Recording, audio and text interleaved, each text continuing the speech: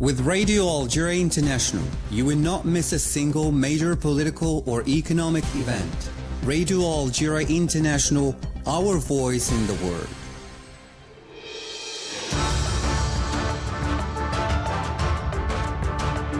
This is the English service of Radio Algeria International. It's time for the news.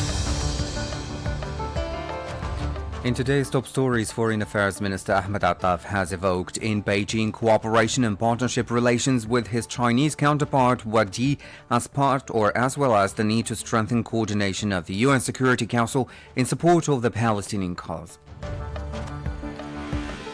The permanent mission of Algeria to the UN in New York has introduced a draft resolution to the Security Council obliging the occupying power to immediately cease its military offensive in Gaza, condemning the indiscriminate attacks on civilians. The ongoing barbaric attacks on Rafah by the Israeli occupation have caused the killing of more civilians and destruction, triggering worldwide condemnations and protests staged in several cities around the world. Hello and welcome to Radio Algeria International. I'm Jamal Silmani. The Minister of Foreign Affairs in the National Community Abroad, Ahmed Attaf, has met in Beijing with his Chinese counterpart, Wang Yi, as part of his working visit to China, entrusted by the President of the Republic, Mr. Abdelmajid Tebboune. The visit is as part of the 10th ministerial meeting of the Sino-Arab Cooperation Forum. During the meeting, the two men focused on cooperation and partnership relations that bind the two friendly countries, notably the assessment of the progress made in implementing the results of the state visit paid by the President of the Republic, Mr. Abdelmajid Tebboune, to China last year. The two ministers hailed the impetus given by the Algerian-Chinese relations and the political consensus that comes as part of these relations at the regional and international levels. Mr. Attaf discussed with his Chinese counterpart issues of common interest, notably the relentless Israeli attacks against the Gaza Strip, stressing the need to strengthen coordination between the delegations of the two countries of the UN Security Council in support of the Palestinian cause and for the enshrinement of the inalienable rights of the Palestinian people. The Speaker of the National People's Assembly, Brahim Boughali, has received in Algiers the head of the delegation of the Federal Republic of Somalia, which has taken part in the proceedings of the Executive Committee and Congress of the Arab Interparliamentary Union, Said Mohamed Mohamedou. At the start of the meeting, Said Mohamed Mohamedou indicated that he was the bearer of a verbal message from the President of the Somali Federal Parliament to Brahim Boughali, congratulating him for his presidency of the Arab Interparliamentary Union and assuring him of his readiness to work with him at the service of Arab causes within the parliamentary framework. The two parties then examined ways and means of revitalizing bilateral relations, notably in the parliamentary sphere. The Norwegian embassy in Algiers has organized a ceremony to mark its country's recognition of the State of Palestine. The ceremony was attended by the ambassador of the State of Palestine to Algiers, Faiz Abu Aita, and several ambassadors and members of the Arab and foreign diplomatic corps accredited to Algeria. In a speech delivered on this occasion, the Norwegian ambassador to Algiers, Therese Lokan Gzeile, said that Norway recognized the State of Palestine on the basis of its conviction of this just position in favor of the two-state solution, which she said was the best solution for restoring peace in the region. For his part, the Palestinian ambassador to Algiers expressed his thanks to Norway and his embassy for this courageous position taken by Norway, Spain and Ireland. Now, the permanent mission of Algeria to the United Nations in New York has introduced a draft resolution to the Security Council obliging the occupying power to immediately cease its military offensive and any other action in Rafah in the south of the Gaza Strip.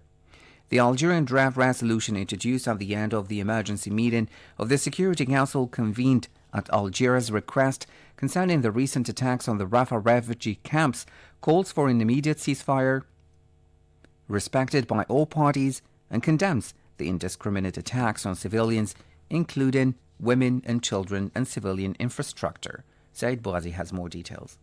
The text reiterates its demand that all parties to the conflict respect their obligations under international law, including international humanitarian law and international human rights law, particularly with regard to the protection of civilians and civilian property, and the need to end the deprivation of the Palestinian civilian population of the Gaza Strip of the basic services and humanitarian aid essential to their survival. The draft resolution also expresses the Council's grave concern regarding the disastrous humanitarian situation with widespread famine throughout the Gaza Strip and the poor living conditions and suffering of the Palestinian civilian population, including refugees in Rafah, most of whom have been forcibly displaced.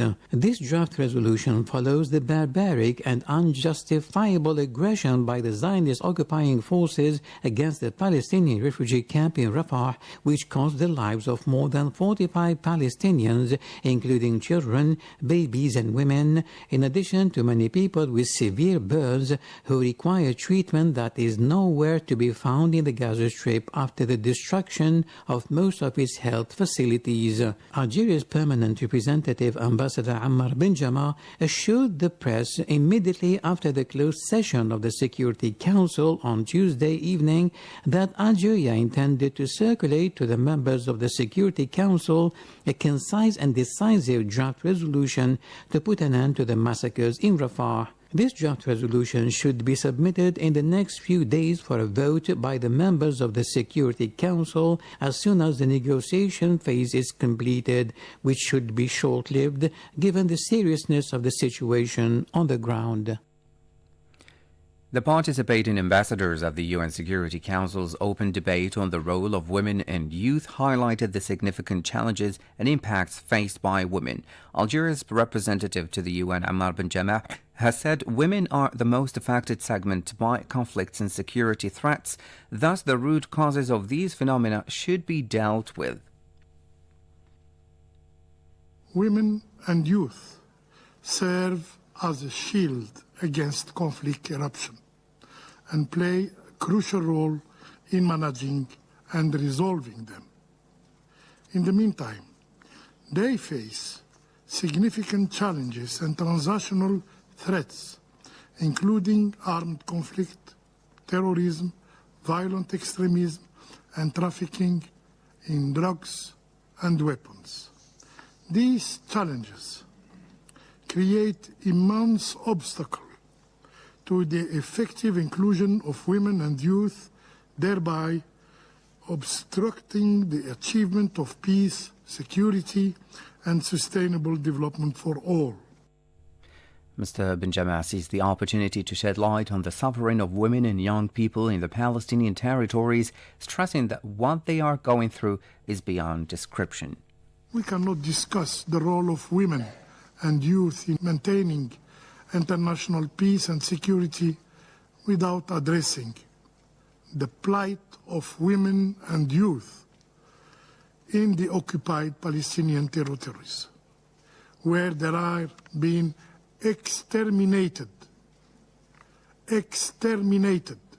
in the most heinous ways and are deprived of their most basic right, including the right to life.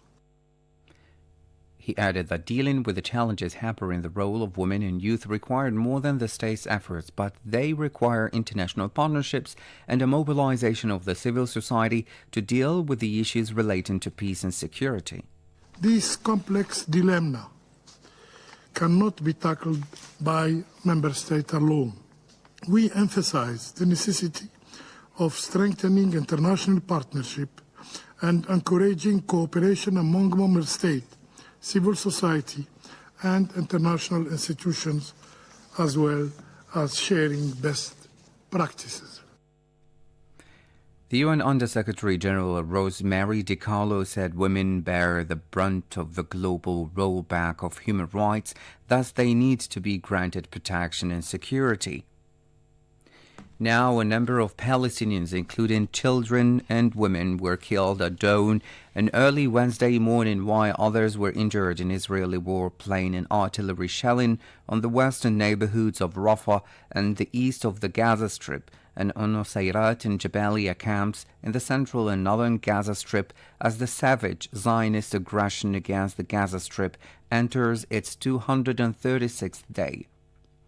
The occupation warplanes also launched airstrikes on various areas in the center and west of the city of Rafah in the southern Gaza Strip. In a reaction, the UN Secretary-General Antonio Guterres has strongly condemned the Zionist strike on a camp for displaced persons in Rafah, which killed 45 Palestinians. Antonio Guterres condemned in the strongest terms the airstrikes on Rafah on May 26, which hit tents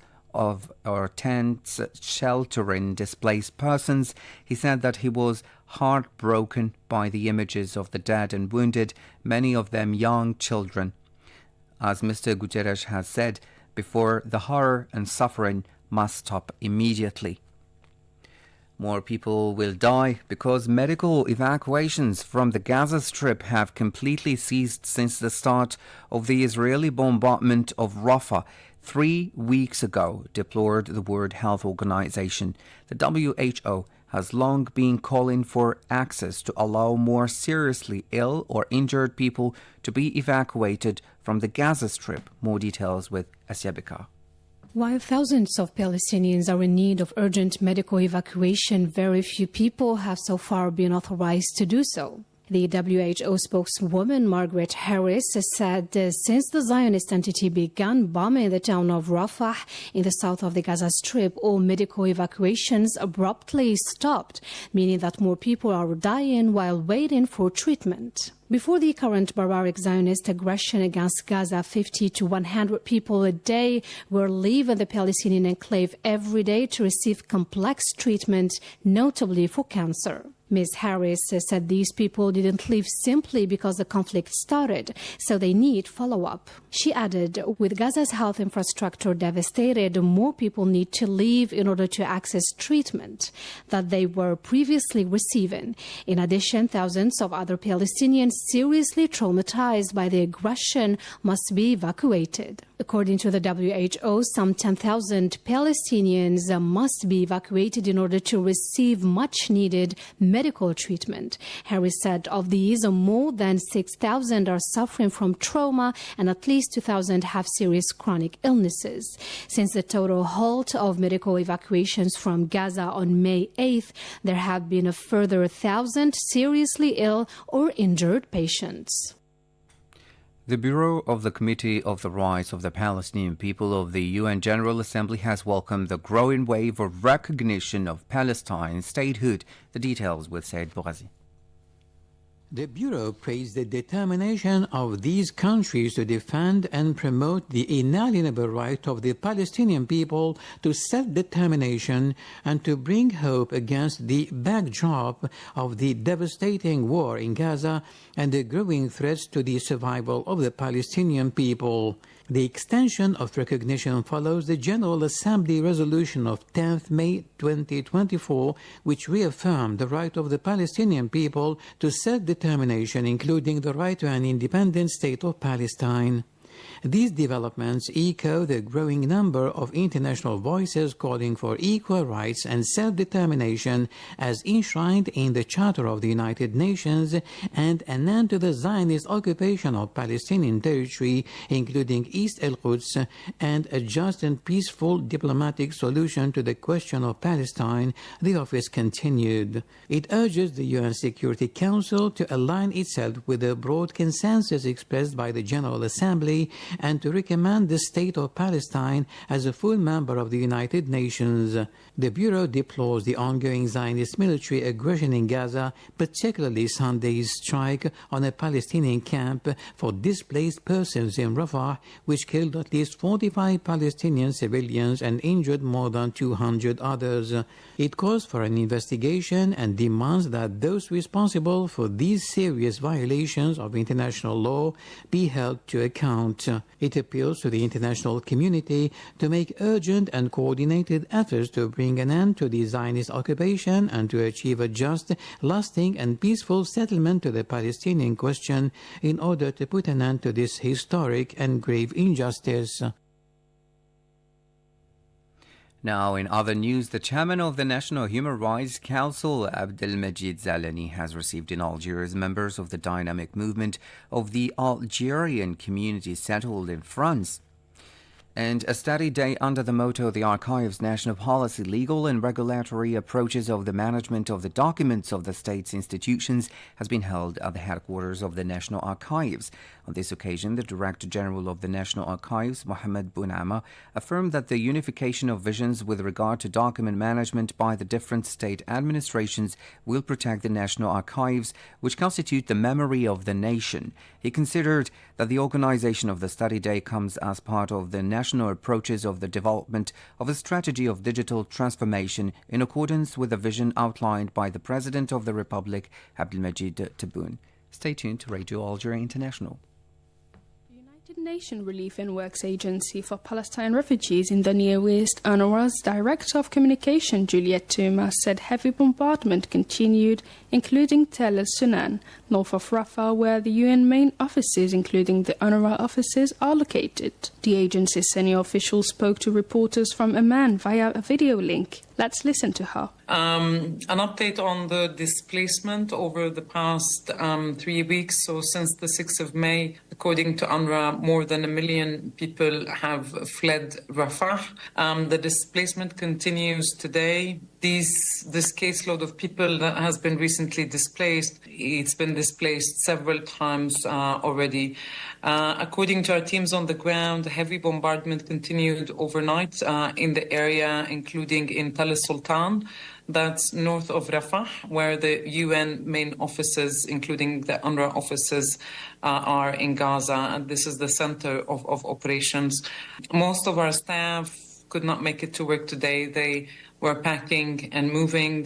People are absolutely terrified. A lot of people are fleeing to Al-Mawasi, and they're also fleeing to the middle areas, including to Deir al-Balah. These are already, as you may know, crammed and crowded areas. Mrs. Thomas said that the aftermath of the harrowing attack on Sunday is huge. According to some international medical sources that UNRWA's team spoke to, at least 200 people were killed in that attack, among them women and children. On humanitarian supplies, Thomas updated reporters that just over 200 trucks with humanitarian supplies have been picked up in the last 3 weeks. She added that it was a drop in the ocean amid people's humanitarian needs as they continue to immensely grow. This very, very small number of trucks that has been picked up is due to several factors.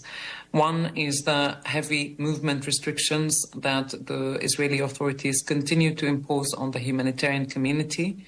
The ongoing Israeli forces airstrikes and the recent expansion of the military operation in the area, and that the fuel coming in is by far not enough to support the humanitarian operation in Gaza. We are also running out at UNRWA of medical supplies and basic medicines due to the shortages of humanitarian deliveries.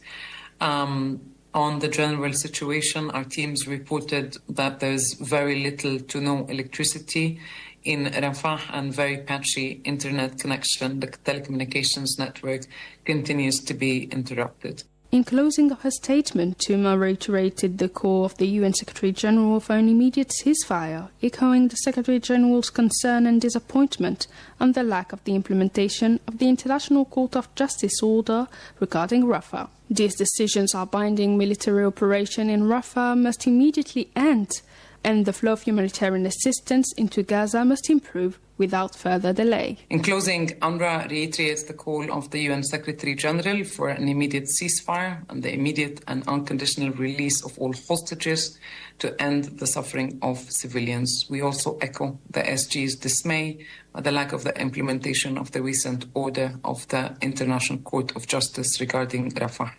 These decisions are binding.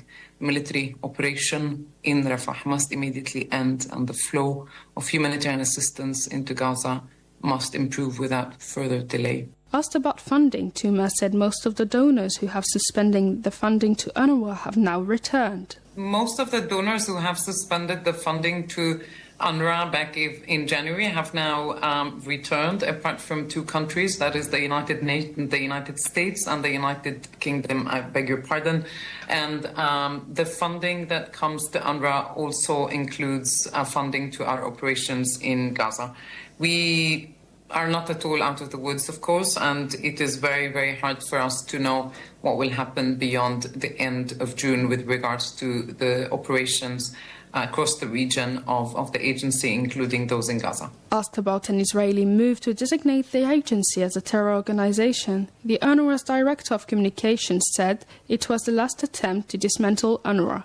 This is the last straw in a series of accusations, allegations, outrageous in that sense, against the agency, which is the beating heart and the backbone of the humanitarian operation in Gaza, which is an agency that has been for more than 7 decades providing human development services to one of the most deprived communities in the world right now, the Palestine refugees. So this is why he called it outrageous. The UN Secretary-General Antonio Guterres has expressed unconditional and unwavering support for UNRWA, saying it should be clear to all. He underscored over and over again the critical role that UNRWA plays, adding that there is no alternative to UNRWA. Il faut numériser le pays. لازم الرقمنة. La numérisation, c'est déjà un moyen énorme de lutte contre la bureaucratie, contre la corruption.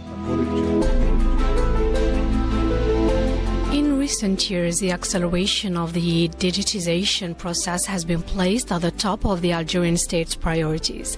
The first benefits of the implemented project are already tangible in several key sectors in the country. Algeria is moving towards the total dematerialization of public services intended for citizens. In Algeria, the year 2023 witnessed an acceleration of the digitization process. Under the instructions of the head of state, several key sectors have been modernized, notably taxes, customs, health, digital identity, among others. Regarding education, more than 46 digital platforms intended for training and research have been launched by the Ministry of Higher Education and Scientific Research, and the head of state shed light on the interest granted by the state to technology in education institutions. إن كسبة رهان الأمن السيبراني يعتمد أساسا على تثمين العنصر البشري الذي تنبثق منه الكفاءات المتمرسة المدركة لحيوية المهام المسندة إليه، وهو ما نوليه الأهمية القصوى في توجه الدولة لإحداث نقلة نوعية على مستوى تسيير شأن العام.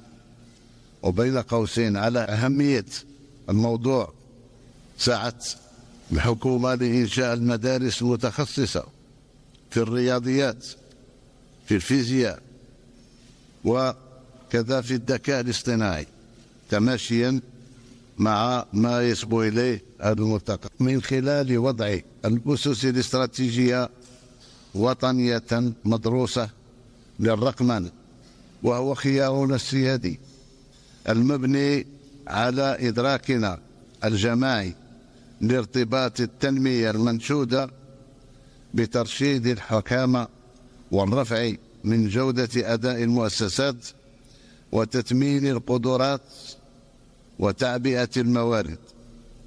فالرقمنة التي ما فتئت أشدد على ضرورة تجسيدها ليست عملية تقنية بحت، بل هي قناعة راسخة وفي صلب أولويات بناء الجزائر الجديدة.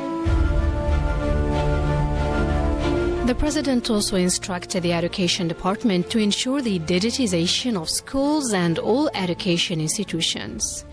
On a décidé qu'en Algérie, au plus tard, dans 2 ans, il n'y a plus de cartables, il n'y a plus de livres, il n'y a que les tablettes. Et ça va nous faire une économie de professeurs, puisque à partir de gens très bien formés, ils peuvent rentrer en contact et enseigner à distance. Et ça rentre exactement dans la politique que nous sommes en train de suivre actuellement. The President of the Republic, Abdelmadjid Tebboune, has affirmed that digitization was inevitable, insisting on the imperative of speeding up its generalization in order to spare citizens the need to displace to different administrative services. The President said he was confident in the capacity of executives and civil servants in the various administrations to strengthen the credibility and effectiveness of public structures, driven by a sincere desire, a moral sense and professional conscience. In his speech to the nation on the fourth year of his presidency, President Abdelmadjid Tebboune tackled several major underway projects, including the administration digitization project. In the sector of labor, employment and social security sector, several platforms have been launched with the aim of reducing the time it takes to meet citizens' concerns and preventing them from having to move to these structures. To ensure the implementation of these projects, the head of state set up in September a High Commission for Digitization charged with planning the national digitization strategy and ensuring its monitoring and implementation. According to the High Commissioner for Digitization, the set strategy, which is currently being developed, will be reinforced by a law relating to digitization to take effect soon. The President said the end of the first half of 2024 will witness the completion of the digitization plan, highlighting the importance of it in terms of service and exactness. The President insisted that after the completion of constitutional, legislative and judicial reforms come the challenges of economic recovery and the promotion of social life in all its dimensions, particularly in terms of wages, housing, health, education and employment.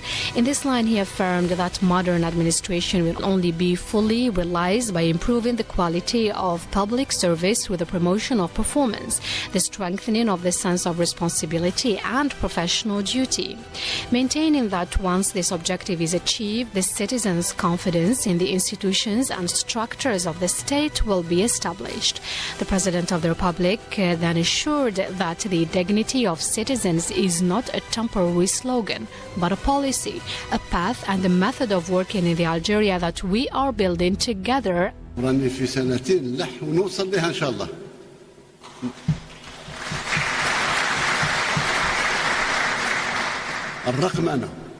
الرقمنة ثم الرقمنة، لأن الكمبيوتر ما يعرفش يكذب، الكمبيوتر ما تطيقش تشريه، ونخرج من الضبابية. الضبابية هذه اللي داتنا بعيد، لأن في المناسبات نجيب أرقام وهمية اللي تبرر تصرفات، وهي أرقام كلها كذب في كذب.